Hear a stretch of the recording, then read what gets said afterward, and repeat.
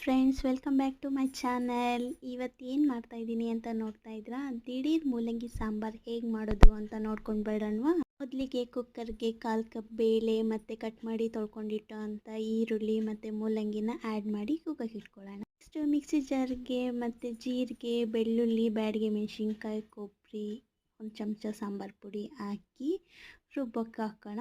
ಅಷ್ಟೊತ್ತಿಗಾಗಲೇ ಕುಕ್ಕರಲ್ಲಿ ಬೇಳೆ ಎಲ್ಲ ಬೆಂದಿರುತ್ತೆ. ಅದನ್ನು ನಾವು ಪಾತ್ರೆಗೆ ಶಿಫ್ಟ್ ಮಾಡ್ಕೊಳ್ಳೋಣ.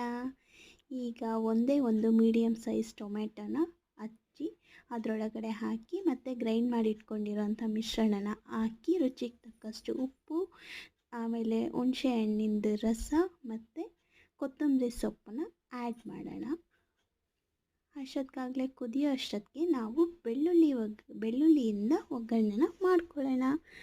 ಈಗ ಬಿಸಿ ಬಿಸಿ ಮೂಲಂಗಿ ಸಾಂಬಾರು ರೆಡಿ.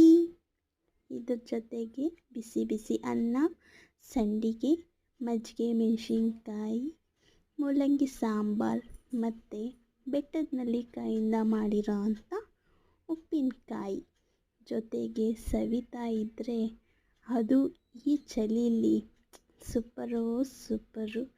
ನೋಡಿದ್ರಲ್ಲ ಫ್ರೆಂಡ್ಸ್, ಹೇಗಿದೆ ದಿಢೀರಾಗಿ ನಾವು ಮೂಲಂಗಿ ಸಾಂಬಾರನ್ನ ಹೇಗೆ ಮಾಡ್ಕೋಬೋದು ಅಂತ. ಇದ್ರ ಬಗ್ಗೆ ನೀವು ನಿಮ್ಮ ಅನಿಸಿಕೆ ಅಭಿಪ್ರಾಯಗಳನ್ನು ಕಾಮೆಂಟ್ಸ್ ಮೂಲಕ ತಿಳಿಸಿ. ಓಕೆ, ನೆಕ್ಸ್ಟ್ ವಿಡಿಯೋಲ್ಲಿ ಸಿಗ್ತೀನಿ.